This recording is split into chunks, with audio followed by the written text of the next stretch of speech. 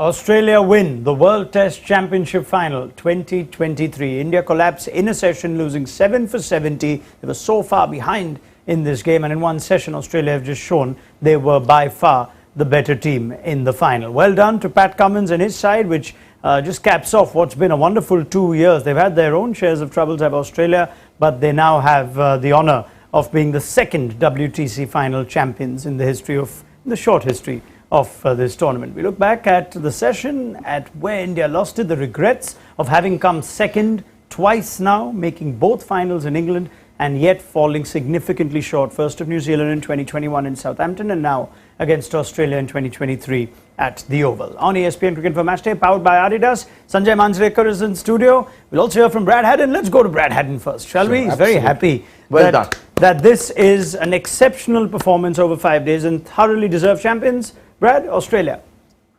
Yeah, it was. It was something that Paddy Cummins spoke about leading into this. This is the only piece of silverware Australia didn't have in their cupboard. He was very strong on not talking about the Ashes. This is an important game for Australia. They were a bit rusty at times, having come off a long break. But today, when the game was there to be won, they showed their class and they showed how much this result meant to them with a 209-run win and a very, very impressive last session today.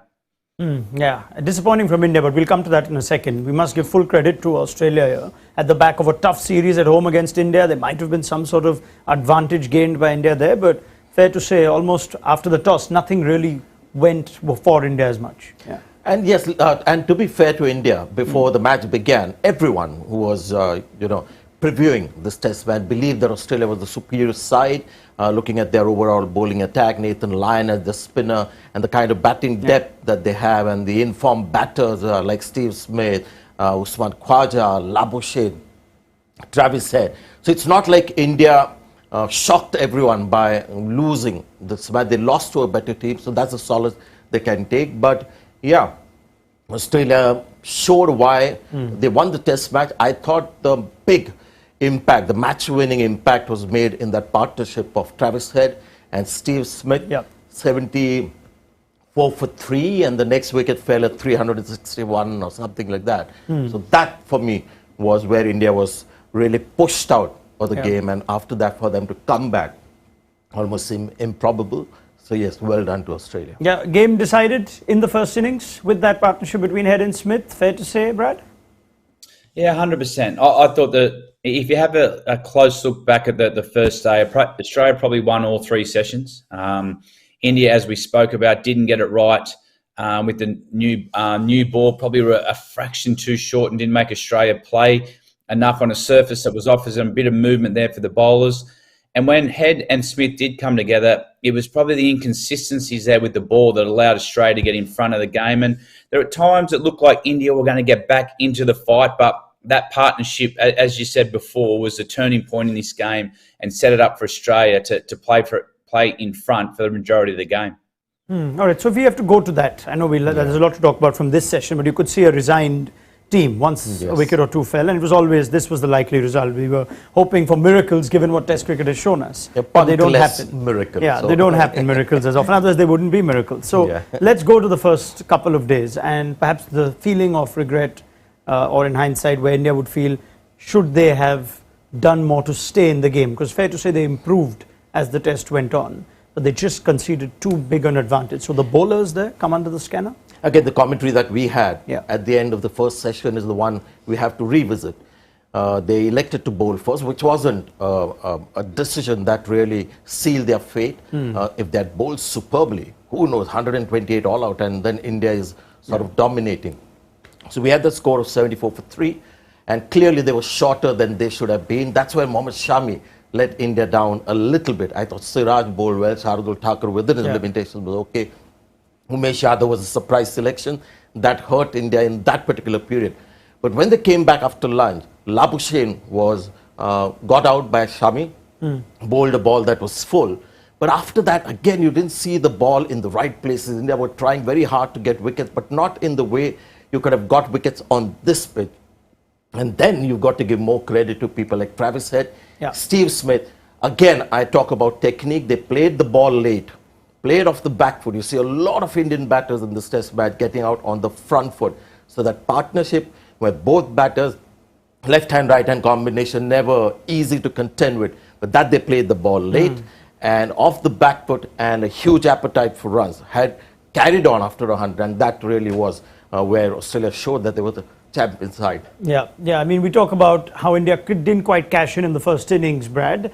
And if you look at how this game has evolved, though, that partnership between Head and Smith, we're taking nothing away from them, as good as they were. There wasn't much else in that first innings. A score of maybe, not even if not 120 like Sanjay says, but even 280, 300, and perhaps India is still in the game. As the test has gone on, what are the aspects you look back, if you were to sort of talk to this Indian unit? You speak of selection, you can now bring in the Ashwin factor as well with how the test match has evolved, but that advantage that was conceded, that has to be the key moment where the test match was lost, wasn't it?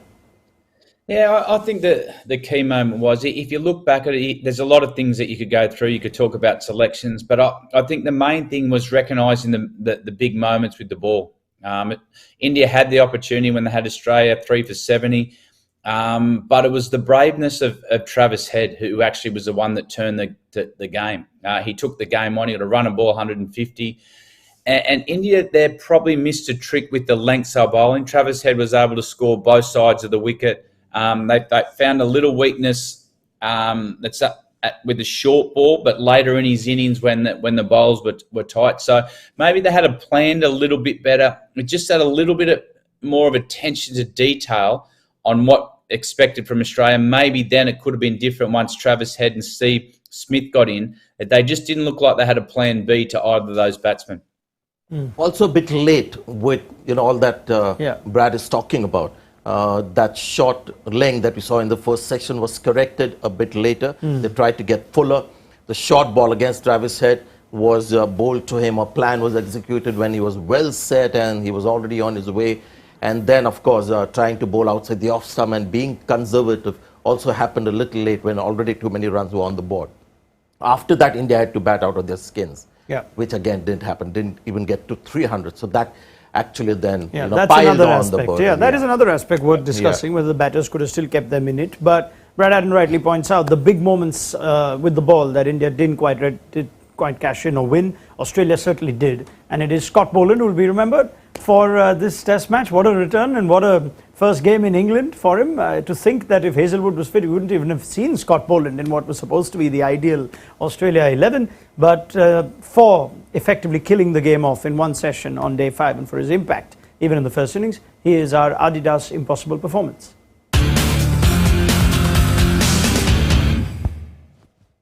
It features well, Brad, because it seems like from the other bowlers, it is impossible to bowl one ball in the same channel again and again to trouble the batters, and it's their worst nightmare. But what a wonderful test match for Scott Boland.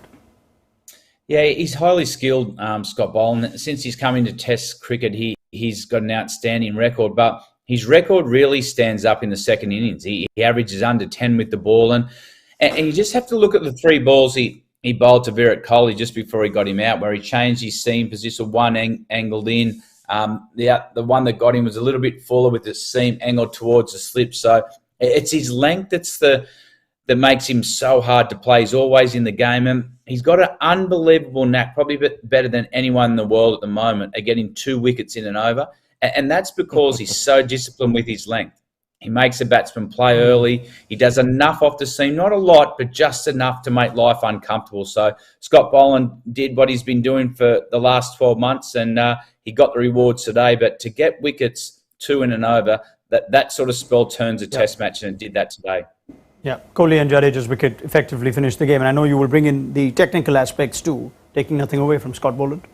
Yes, and I'm a big fan of sensible bowling.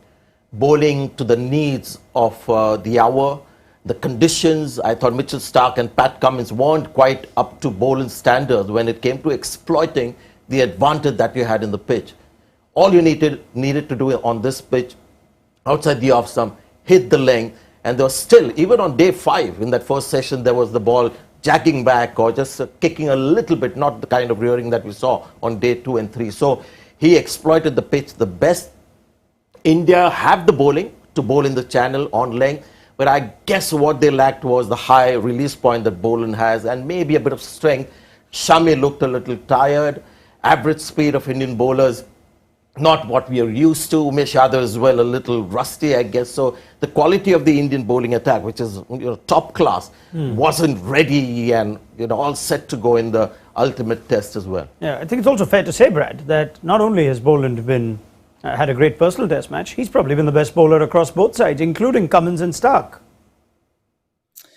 Yeah, he has. And the interesting thing with Scott Boland at the moment, if Josh Hazlewood was fully fit, he probably wouldn't have played this match. So Australia got a decision on their hands come the first test against England, whether Scott Boland plays. But I just like the way he asked a lot of questions of the batsmen, and not your tail enders. It's your top batters like Kohli, where he's getting the ball nice and full. He's getting big wickets caught behind, and that's just that relentless line and length.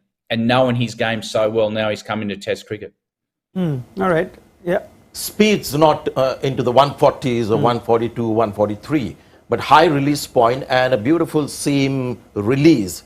So when you're batting against guys like him, and I mentioned Merv Hughes earlier when I was in Australia, and Merv Hughes actually troubled me more than any other bowler. There were some other who were quicker. He did that simple thing, hitting the length, good length, and every ball after it pitched either came back in or left you because he was hitting the seam. And he must have been changing the angle a little bit. So when you have a bowler like that, keeping it simple and nagging length outside the off stump, in fact, if Josh Hazlewood and Boland would have both played together in this test match, India would have been maybe 100 runs short. Yeah. Thanks to Mitchell Stark and, the odd occasion Pat Cummins, they got a few runs to score off. I would have bowled Cameron Green more than actually Stark, because those are the kind of bowlers you needed on this surface. All right, which takes us to India's batting as well. And it looked like Australia, they were so far ahead in the game, and we should be spending more time appreciating Australia, but it seemed like advantage was secured after Smith and Head put up that first innings score. Then the second innings too, it seemed all too easy. There never really any pressure on Australia. So let's talk about India's batting, because often we've seen in your era as well that batters had to do the heavy lifting. Bowlers didn't always win you games. And if India, as a response to 469 in the first innings, can still will their way to around 400, keep themselves in the game, maybe we have an interesting second innings. Maybe Australia bat differently. But India's top order in the first innings doesn't help that cause. Yeah, you got to understand the pressure they would have felt when they went into bat, because not often do you see this India's seam attack allow the opposition to score 469. After bowling first. That is something we don't see in foreign test matches. Having said that, batting, we had a graphic ready before the test match about the top four. And I'm talking about foreign test matches. There it is. These are overall test matches. And you see India is right at the bottom with the average, 33.4. Yeah. These are batters 1 to 5. So there you have so it. You're talking about the last 3 years. If you look at, just from memory, you'll see in the top 5 or 6, there have been 1 or 2 batters that have been in form. The rest have been almost perpetually out of form. There was an Ajinkya Rahane earlier. This Ajinkya Rahane is different, who was struggling. Virat Kohli has been struggling a bit. Pujara has been hot and cold. I mean, he lost his place in the side after that England series. On occasions, Rohit Sharma would get runs, KL Rahul would get 100. But the top 4, you need at least, in the top 5, at least 3 batters in form. With India, it's been just 1 or 2. It was only Rishabh Pant, who was the most consistent down the order batter who kept India in the game, and that's why India won a few test matches. But that is a problem that has plagued India for a while. The contribution and just the form of their batting unit in the top 6 going into overseas test matches. I'm disregarding all the matches played in Bangladesh at home on ranked turn is difficult. To get too many runs. And those averages are somewhat affected by even India's conditions at home of late with the turners that they get. But it still makes your point.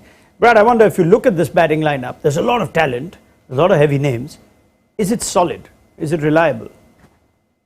Well, if I have a look at the batting today, if you go through the top 6 batters, you look at Rahane, Virat Kohli and Rohit Sharma, they all got 40s. So to me, that's not a technical thing. It's more of a mental thing where they're getting the opportunity, they're getting in, but they're not cashing on getting the big hundreds like a Steve Smith did or Travis Head did in the first innings.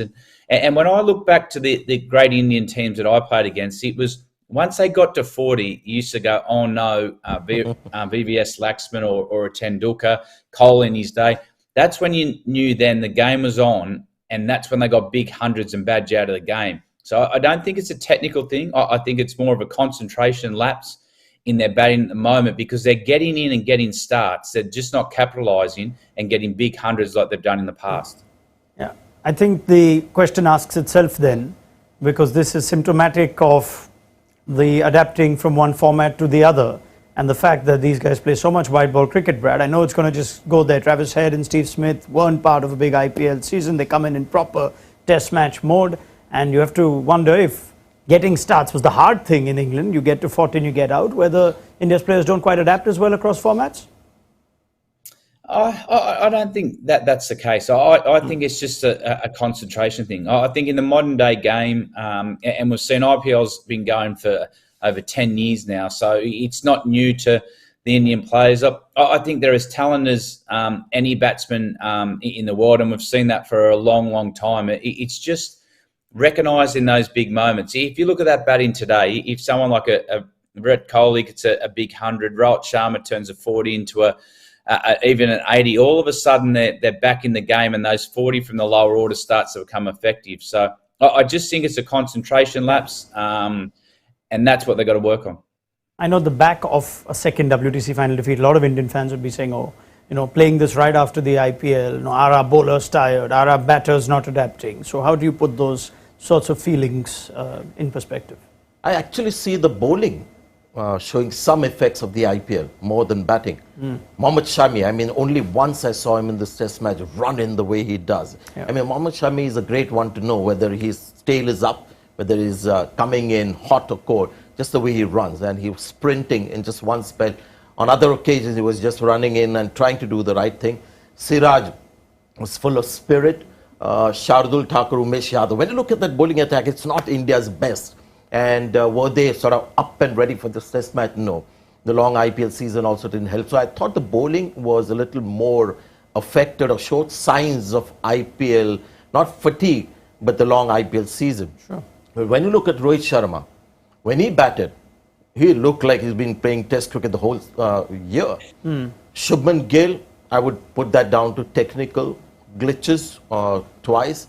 Ajinkya Rahane, brilliant. So he's a guy who played a different kind of IPL this season. Yeah, so the batters... But in fact, his test batting was completely different before he played a shot to get out, which was a bit like Rahane of the old. So there's Ajinkya Rahane for you.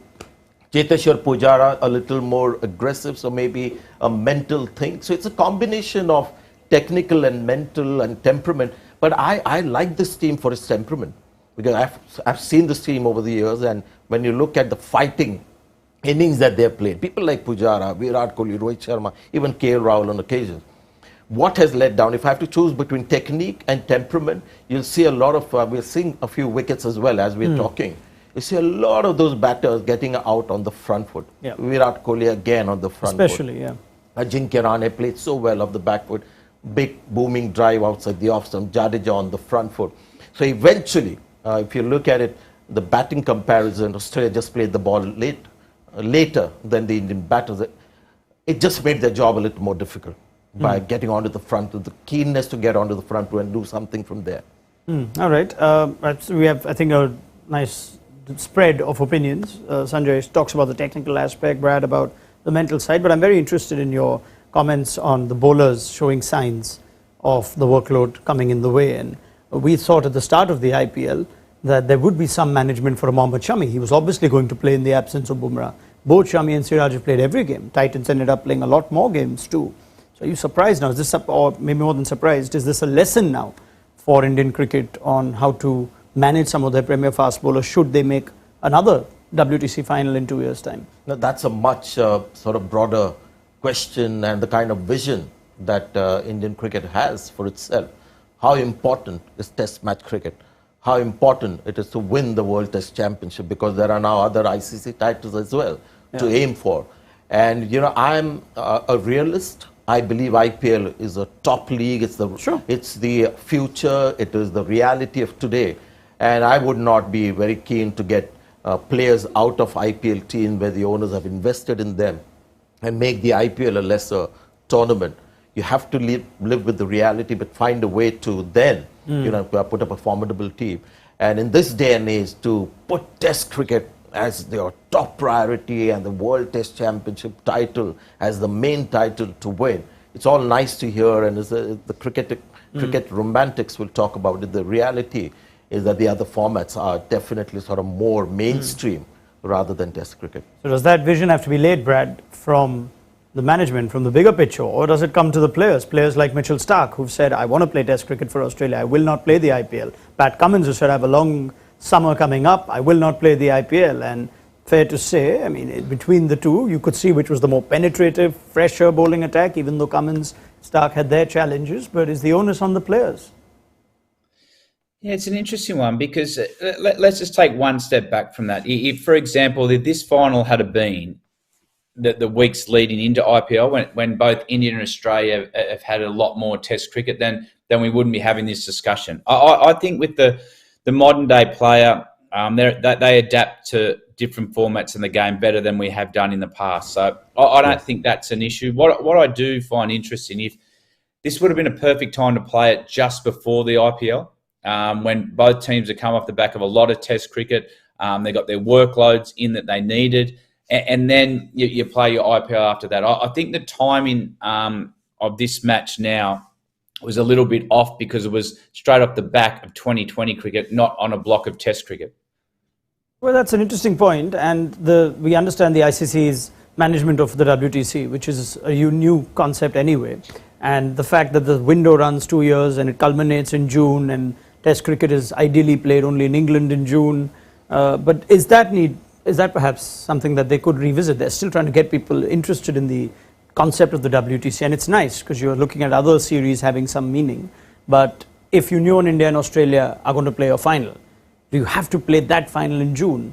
Or like Brad says, could you then be a little, can you improvise? Can you schedule that for late March, or can you schedule that for the start of the Indian summer perhaps, and give these teams in their test window a chance to play the WTC That's final? the way to go, because if you remember, in the olden days, our cricket season, the Ranji calendar and the home season started in October. Yeah. In fact, October 1st was the Irani Trophy game, which was the rest of India versus the Mumbai, Mumbai as in the Ranji winners. Yeah. So, yeah, that is the way to go. But immediately after the IPL, I think lesson learned. Yeah. That this can't be scheduled immediately after the IPL. You've got to respect the Premier T20 tournament. It's a tournament not just for the fans, it's for the players as well. Slightly more easy for English players and Australian players to give up on an IPL contract, or sort of leave the IPL scene for international commitments. For Indian players, it's their own tournament, and obviously India as a country, it's very important for these people to play in the IPL. It's putting watching everything with one eye closed, because then suddenly you realize the World Cup's in October, so there are so many scheduling and you can challenges. understand ICC must be trying their best. 100%. You can understand they apply their heads more than we do. This is just one part of our discussion. They would be sitting there for hours and trying to work out the best possible time to have it. Let's applaud them for having this World Test Championship to begin with, because we have a culmination of the 2-year effort that's been put in by all Test players. So you don't have a problem. You think it's wrong or amateurish to blame the IPL, looking at the realities of the game currently? The IPL is here to stay and has to. So we have to work around that if we want, or maybe increase the depth perhaps of players, the player pool, which is something else that will come into the conversation. On the Australian side of things, this caps a wonderful 2-year period. They had their troubles on and off the field, Brad, the coaching situation, the captaincy with Pat Cummins, and through all of that, they have willed their way into a final where they've certainly been the better team. So this augurs well for Australia's big summer coming up in the Ashes and their Test future. Yeah, I look at this on a number of levels. I think Australia have had their controversies over the last couple of years with their cricket. We've changed coaches. That was a big talking point. But the one thing this team has done well, that they've created their own identity. They've created a style of play that they're happy with. Their preparation sometimes has been questioned, but what I think that they've done, that they understand what works for this group, and what we're seeing now is a really successful Test cricket team. That they've probably come into this Test match a little bit underdone, but from my point of view, that's okay, because they've got 5 Test matches against England. So I can understand why you would come into this Test match a little bit underdone, especially with the program in front of you. So, mate, they deserved their win. I think as the Test match went on, they got better and better. And when the game was there to be won today, I always look at their fielding as an attitude thing. And today they were outstanding in the field. They were up for the contest, and they really wanted to make a statement on the final day and win this Test match, and that's exactly what they do. So congratulations to the Aussie boys. Yeah, Brad, quick questions. One of the things that we are really proud of with Indian cricket followers like us is India beating Australia in Australia twice in a row. And now they've gone down to this Australian team. Do you see this Australian team being different from the team that India played on those two tours? No, I think the one thing Australians still want to do, they still haven't won in India. It's for some time, and that's what this team wants to do. They were tested over there recently, and India came up with the victory there. This is a great event. I think the World Test Championship, we've got to remember both these two teams have been the most consistent team for 18 months. So I know Australia's dominated this game, but both teams have played some good cricket to get to there. So there's still big events Australia would like to do. India have been able to do that. They've won twice at home against Australia, which really hurt the Aussies' pride. I know we would like to win in India, but this is a great way to say well done to all the Test playing nations to get to this point and play a World Cup final to finish the season. All right, and just as we wrap up the chat from an Australia point of view, I guess I always make a point to try and mention the hands behind that you can't quite see. I think when Justin Langer was coach, there seemed to be a lot of Justin Langer with this attributed with the success of the Australian team. Andrew McDonald doesn't quite get the sort of headlines, Brad, but as a result of this win, the sort of new setup with George Bailey as chief selector, this is a vindication of how Australia have sort of managed their resources. WTC final win. Yeah, I think since Andrew McDonald's come into the team, he's done a wonderful job. They won a series in Pakistan, which was a great achievement. They've now won this series, or this one-off World Championship game. Also, the Indian series, after being dominated by India in the first couple of tests, they fought back and showed some real character there. So I think Andrew McDonald's done a wonderful job with this Australian team. They're playing the best cricket they can. He's trusted his preparation and done things his way. So I think he's got the team ready to go for a huge campaign over the next couple of months in the Ashes. But his style is he likes to sit behind the scenes. He's a very good manager. He's a good person, Andrew McDonald. So he won't look for the limelight. He'll let the players have that, but he'll sit back with his staff and enjoy this one tonight. That he will. Staff also. A couple of our good our regulars on our studios here. Dan Vittori is there, so well done to Daniel. Yeah, that's not the reason I brought it up.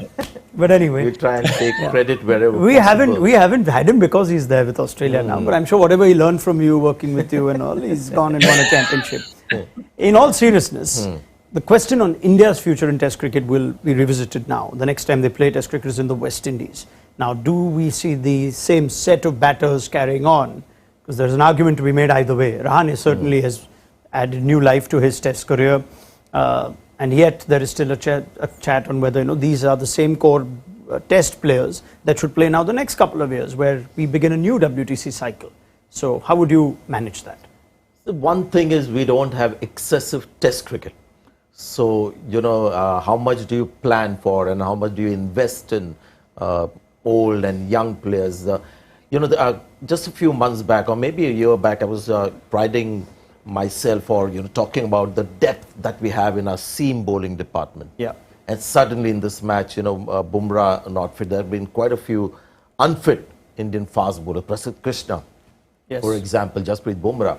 So maybe just for Test cricket, India need to create a new depth. pool. Yeah, there's just Jaydev would not cut. And now, as you mentioned about looking for specific Test players, Travis Head and Steve Smith were the game changers. Both didn't really play in the IPL or don't play a heavy dose of T20 cricket. So keep identifying guys who are not going to be fatigued or don't have to make the kind of adjustment that you need to do from IPL, T20 cricket to Test cricket, and focus on those guys.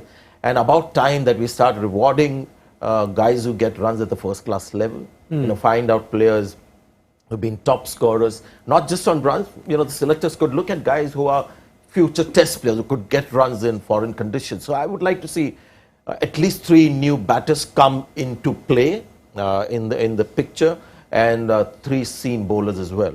Just to come in, and if somebody gets injured, you still have somebody like a Scott Boland coming in and being a formidable bowler. India have to go back to Umesh Yadav, which is not a good sign. So yeah, there is a little bit of refurbishment. That do you have any names though in mind, or do you think this is just a vision that you're saying? When it comes to batting, they just have to look at first-class performers and not just go purely by who's been the top run getter. And if you really look for a number 3, 4, 5, the batting wars have been in number 3, 4, 5, and you'll find somebody who has a decent technique, appetite for runs, good defense. That's the guy to back. And we've learned from the IPL and so many other formats. You keep backing somebody, eventually. The likes of Yashasvi Jaiswal, Rinku Singh, they all enjoy good first-class records too. So we're not speaking just on the back of an IPL. Yes. But those are names. Maybe Ruturaj Gaikwad.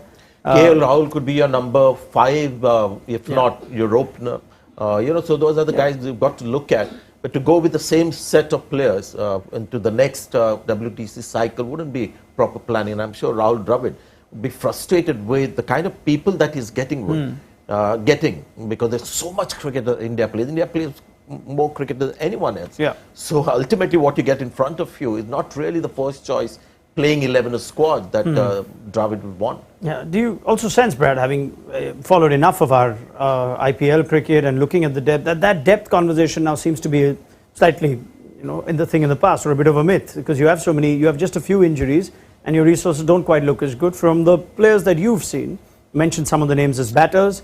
I'm also thinking of names like Umran Malik, Arshdeep Singh. Can they become red ball bowlers? Should India even try to develop them as red ball bowlers? They also have the issue of their spinners aging slightly. Again will be playing a lot of the IPL. They'll be playing a lot of white ball cricket, so they've got a lot of options. But that seems to be adding to more of the confusion rather than having sort of a clear path in making India a formidable team in every ICC event.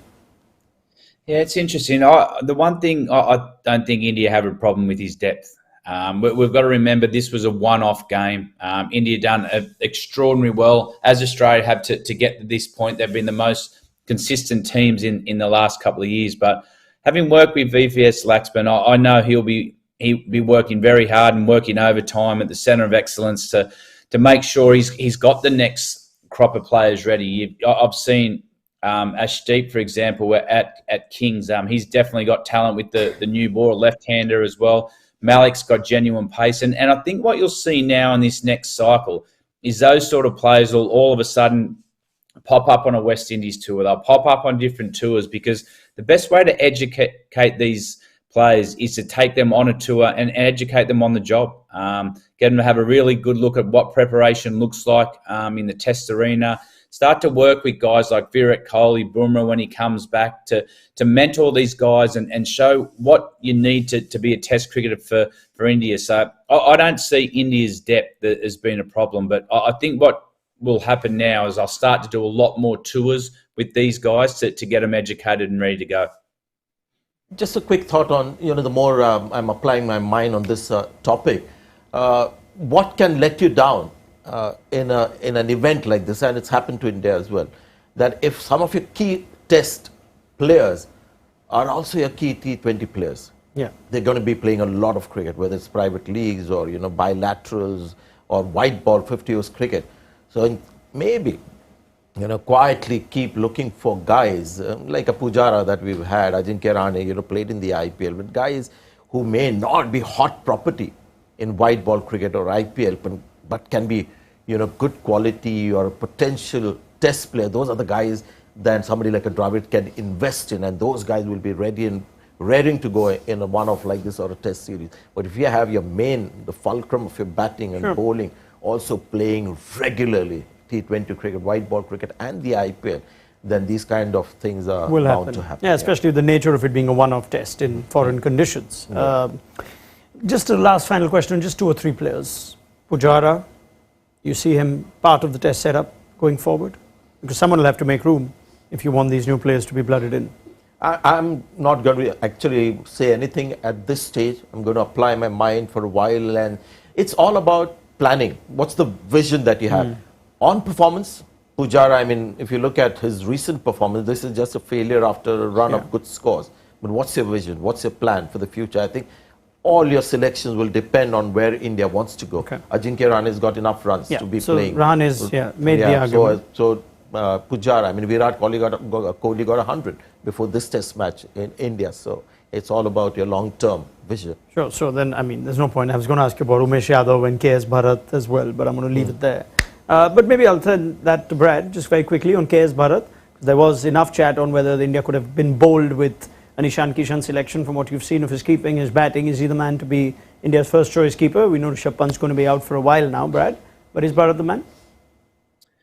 Well, if you look at his gloves, I thought he was outstanding during the test match. He was really sharp behind the stumps. He actually looks a really good cricket brain as well. We're seeing a lot of the referrals when he's the one that comes up and he's brave enough to come up to Rohit Sharma and Virat Kohli and make a decision there, not on emotion, but on what actually seen. So I think he's got a lot of talent behind the stumps, but he's going to have some pressure on him from guys like Ishan Kishan, because that type of player in the modern game, he's a very, very dangerous player. And if he can get his wicket keeping up to the standard of Test cricket, we know he can play a similar role to Pant with the bat. So as we said before, they've got a lot of options, but it's really important not to be reactive after a one-off game.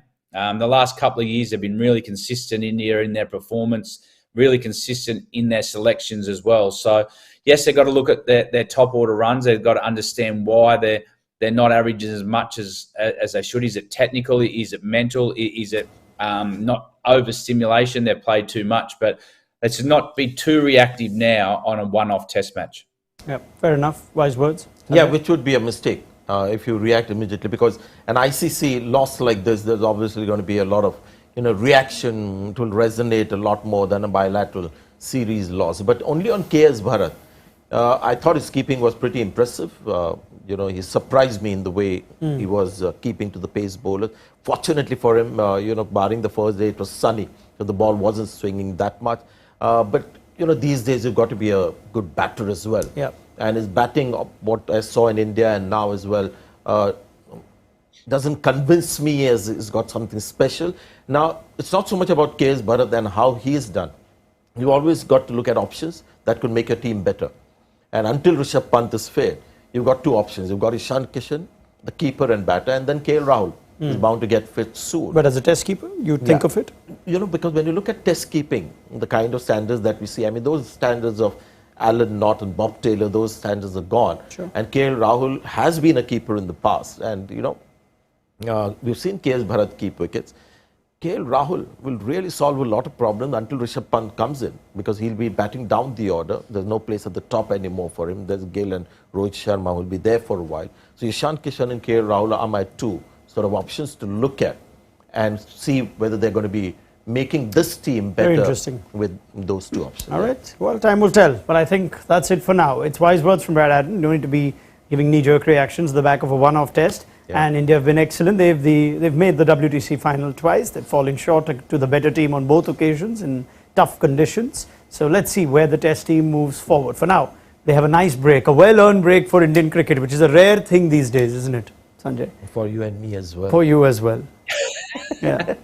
I'm working from tomorrow, so. Oh yeah. Yeah. I'm off. Anyway, thank you very much to Sanjay Manjrekar. It's been an absolute pleasure having him back for some test cricket at the back of a long white ball season. So brilliant to have him. And might I present a virtual mace of my own to Brad Haddin. He needs more than a cap. He's had such a fine performance. You're my player of the match for this one, Brad. You've had such a valuable sort of contribution to this show, and I hope you've enjoyed it. I've enjoyed it, and I just felt like the third wheel. I thought you were outstanding. I jumped on the back of both the knowledge that you two have for the game, so I had good fun, and I'm now going to go get some sleep. Yeah, you deserve all the sleep you get. He's so nice to think of all the things that he said on the stump mic when he played India.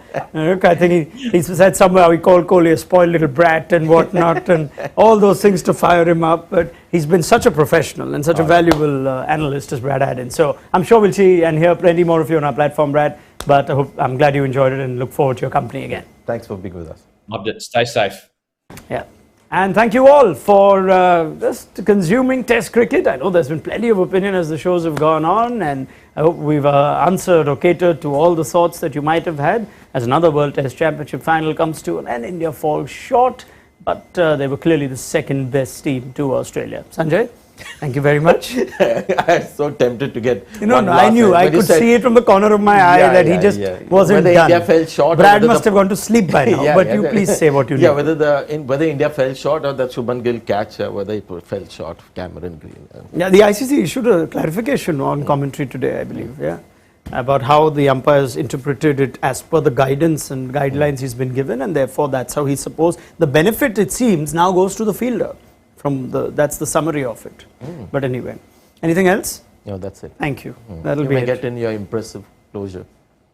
I don't know what I was saying. I'm just going to say bye now. Thank you very much. This was ESPNcricinfo Match Day powered by Adidas. We will be back very soon with more video content. Until then, download the mobile app. You'll hear from both sides. I'm sure there'll be questions asked of India's captain, their management, about the chart and vision forward, which we've discussed extensively. And from Australia, there's a big summer coming up with the Ashes. So be sure to tune in with the ESPNcricinfo mobile app. It's been a pleasure. Thank you very much. Bye-bye.